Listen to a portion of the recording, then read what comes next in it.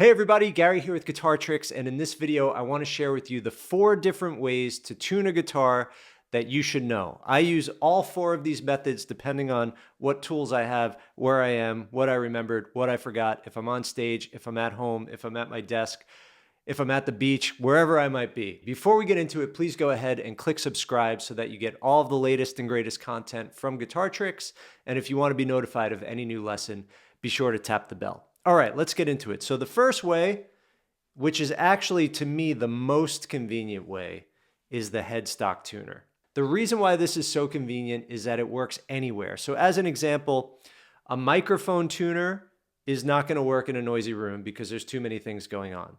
This will, because it's just picking up the vibration.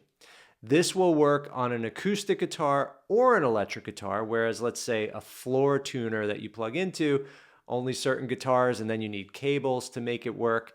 And then by ear, obviously this is better than your ear. It has perfect pitch, right? So to me, this is the most convenient way. I recommend a good headstock tuner for everyone. Now, the problem is they're so small that for me personally, I've lost this one at least 3 times and then magically found it like weeks later, days later, maybe at the most a month and a half later. So I have a really premium one, the Polytune. This is like maybe $50 or something. But some of the more inexpensive ones are also fine. I do find this one is particularly accurate, the Polytune one, but all of them will get you close enough for rock and roll. So how do you use the headstock tuner? Well, just like a floor tuner or any other kind of tuner, there's a meter that goes to the left and the right. So basically, you play a note, and it's going to tell you what note you're playing, hopefully E, when you start on the lowest string, right? So it's telling me that my E is a little flat because the red line is below the center. So then I just turn the tuning peg. Notice how I'm turning it while I'm playing the note because I want the constant feedback of the note. Notice also how I'm playing the note very soft because if I play it hard, it's going to go sharp anyway. So you want to play it nice and soft. And as I play it, I turn until it's right in the middle. See? So now every time I play it, it's right in the middle. Okay, then I go to the next string. Again, I want to make sure it's A. Let's say it was the wrong note. See, it says G, so you don't want to tune to G. You got to make sure the note you're tuning to is the right note. There's G sharp with the little dot next to it. So I'm going to keep turning. Now I'm at A, and I'm right in the middle, right? Then I go to D. I keep playing the note while I slightly adjust. Okay, now one other thing to note is that you want the last thing you do to be turning to make it tighter and not looser. There's some law of physics and gears where if the last thing you do is loosen, it's more apt to keep loosening. If the last thing you do is tighten, it's more likely that the note will stay in tune. So in other words, let's say this note was sharp, D, and I came down in pitch. What I want to do is come slightly below and then come up so that my final movement is one of tightening the string and not loosening the string. There we go. Okay, next note, G. Good. Remember, you want to make sure you're playing the right note. This is unrehearsed. This is how my guitar was left. This guitar stays in tune pretty well, so it's pretty close. Typically, when you leave a guitar for a while, the strings slightly stretch and the whole guitar is a little flat. But sometimes, like when it's cold out and your guitar changed temperature, sometimes you pick it up and it's sharp because when it's cold, you know, it contracts and the neck might straighten a little bit, where when it's warm, it might loosen a little bit. So temperature also affects things. Now, also of noting is when your guitar was really out of tune, you get to the end, but if you go back to the beginning, it's going to be slightly out of tune because each time you turn a string, you're changing the tension on the neck, which has a slight effect on all of the other strings. So it's always a good practice to, after you get to the last string, to go back to the beginning and just check them all one more time. There we go. So we're in tune. So this is method number 1, to me, the best. This is my favorite. However, it's not the most essential. The most essential is what you do if you're on a desert island with no electronics and no tuners and a guitar. That is using your ear. Your ear is the most essential, but we're going to save that for last because I'm guessing most of you watching this are beginners, and it's going to take you a while to get good at tuning by ear, and we want to get you set up for success right away by using the tools that are available to get you perfectly in tune instantly. But the ear thing, we're going to spend plenty of time on that at the end. There's a few different methods.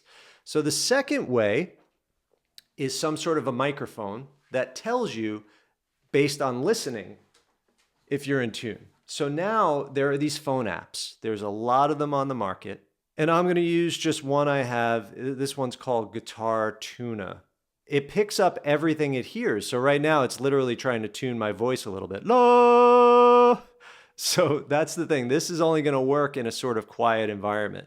I'm just going to put it rested on my knee. I play a note. It gives me that nice sound when I'm in tune. Just so you could see what this looks like. It's the same concept. If I was sharp, it would go past the line. If I was flat, it would go below the line. So everything's in tune. Let's imagine something was out of tune. So I'm just going to put my my high E string, make it flat, and let's see what happens here. See what it says? It says -9. That means I'm 9 cents. Cents is the smallest measurement that we use, typically to measure pitch. So 9 cents. I'm 9 cents flat. So I'm going to tune up.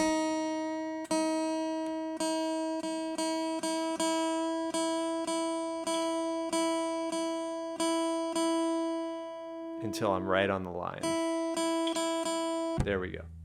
All right, so that's method 2. There's apps available. There's also little, different companies like Diodario or Dunlop or Ernie Ball, have these little tuners boxes. You could either plug into them or use them as a microphone tuner. So that brings us to the next kind of tuner, which is a plug-in tuner. So here on the floor, I have a plug-in tuner. I'm going to lift it up so you can see. Okay, so here's my plug-in tuner. This is a Polytune. I've had this literally for 15 years. That's why it looks like this. Please excuse it. I still use it. Still works as good as when I bought it. The top fell off. I've got it taped on. But I use this at gigs. What's great about these is when you're an electric guitar player, when you put it on, it turns off your signal. So that's also a way for you to be silent and tune in silence between songs where no one hears you. Or if I'm playing a song where the piano player is doing an intro and I know I have a moment to tune, I can just click this on and it kills my signal, but just the tuner picks up my signal and not the amplifier. So I play a note, and just like all the other methods, it's just that middle, and if it's flat, it's below. If it's sharp, it's above. So as you can see, it's dead center. So all my tuners have been consistent so far. Sometimes you'll notice slight variation with tuners. That's a clue that one of them is not that accurate. Now see, I have an acoustic electric, so this works. All right, so plug-in is great for live use, but not really practical when you just have your guitar and you don't want to have cables and a pedal. It's bulky, it's cumbersome. It's great on a pedal board, it's great in a live band. It's obviously not the best choice when you just with your acoustic guitar or just hanging out with friends, unless you've got a whole setup going on. Okay, now we get to the fourth method, which is by ear. So the first way to tune by ear is using a reference pitch or all reference pitches and using your ear to match the reference pitch. So if I go back to that tuner app that I was using, now on this interface, I could also press these buttons and hear a reference. That's a low E. It's telling me what low E sounds like. So I play it and then I try to match it. So I'm going to lower my note here as if I was flat, and then now I listen.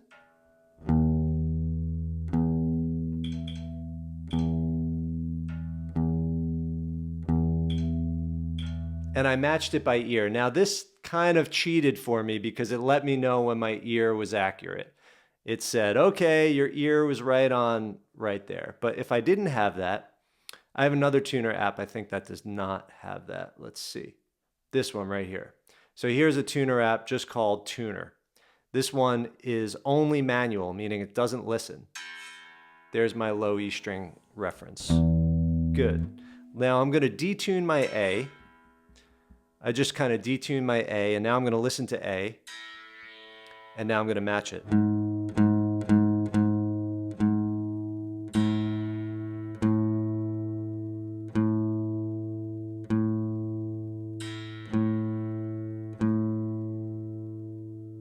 Okay, now one of the tricks to tuning a string by ear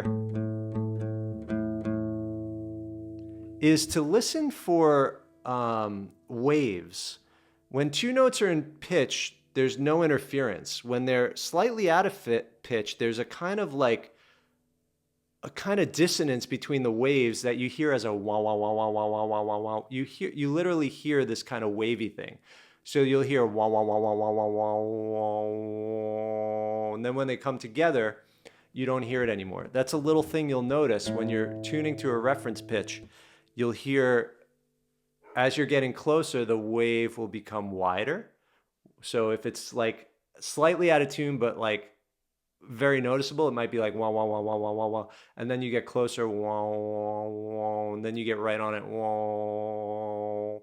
So just something to keep in mind as you're trying to tune by ear. So that's a great thing to practice. You could use reference pitch, practice trying to get the guitar in tune, and then go to a microphone tuner and test yourself and see how you did. It's a great way to kind of train yourself to get it in your ears. The more used to a certain timbre you are, timbre means the specific character of an instrument that's producing sound. So the voice has a timbre, a guitar has a timbre, a saxophone has a timbre, and so on and so forth. When you play an instrument for a while, you get used to the timbre of that instrument and you could hear pitch better. Like when I listen to like a saxophone, I might not be able to hear the accuracy the way that a sax player can, because that timbre is like, it's an extension of their own voice because they're just around it. They're hearing it so often. So they're not like distracted by the character of the timbre. They could really hear that pitch better. So what I'm saying is the more you play guitar, the better you'll be able to hear pitch on the guitar. And the more you tune by ear, the better you'll get at it. Okay, how else do we tune by ear? So another way, if you're on a desert island, let's say you have your guitar. I'm just going to kind of randomly detune some stuff right here. Just a little. Okay. And then you try to play a chord. Ooh, it's out of tune. What do? I don't have a tuner. Well, you might want to try to figure out which strings are in tune or which string is in tune. One way to figure it out is like if two strings kind of match each other, then maybe those two are in tune, for instance. So here's the trick though. The first way is on any string, not all of them, but if you start on the low E string, you go to the 5th fret. That is the same note as the next open string. As you can see, they don't match. Let's see what happens now if I go to the next string, 5th fret, and then the next open string. They don't match. However, the D string was sharper than the A string, and the A string was flatter than the E string. So I'm going to guess that the E and the D are kind of in tune, and the A is flat. I'm just making an educated guess. It doesn't really matter, because what we hear is relative pitch. We don't hear absolute pitch unless you have perfect pitch. And that's very rare, even among the world's greatest musicians, to have perfect pitch. It's an anomaly, and it's not as useful as some make it out to be. What's really useful is relative pitch, hearing when pitches are in tune with one another, So if our guitar is in tune, if each string is in tune with the other strings, it doesn't matter if they're not tuned to, let's say, 440. So 440 means that your A is 440 hertz. So people that have perfect pitch that are trained in 440, that's what they think is perfect pitch. But now there's a debate, 432. Don't worry about it. All I'm saying is if the guitar is in tune with itself, good. So I'm gonna guess the E is in tune. So then I go 5th fret, and then the next string open. Right now it's a little flat. I hear ba-da-da-da. So now I'm gonna do this until they match. I'm gonna tune the A string until it matches the E on the 5th fret.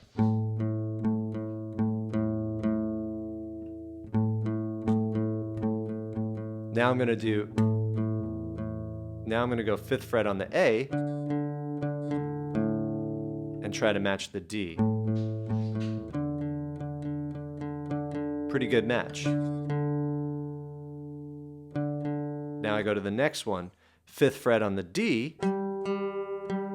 Ooh, the G is very sharp. So I'm gonna lower the G.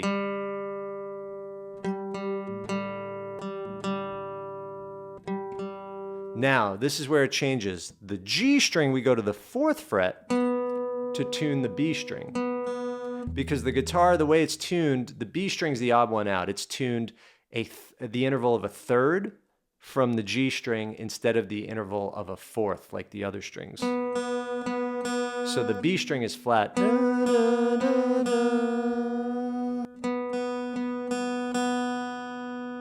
Now I go back to the 5th fret on the B string to get the open E string. It was flat. Then I test, do my E strings match? Because they're both the note E. They match pretty well. And then I play a chord.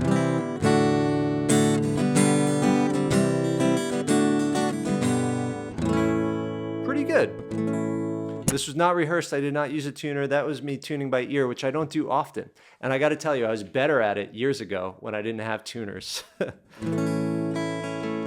Okay, what's another way to tune? You want to actually know what this sounds like. This is E, A, D, G, B, E.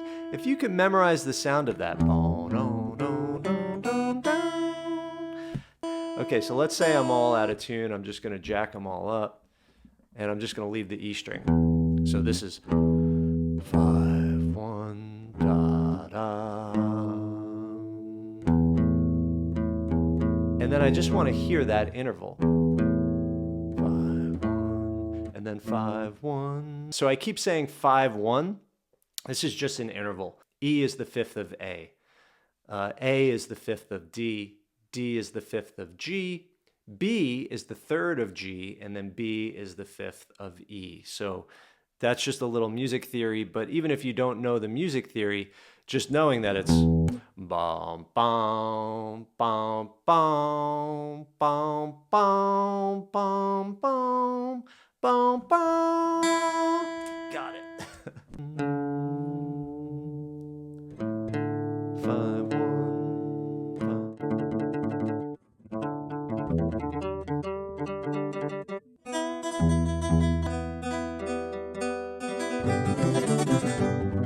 All right, everybody, so that is the 4 ways to tune a guitar. Headstock tuner, plug-in tuner, microphone tuner, and by ear. By ear with a reference pitch, by ear with no reference pitch.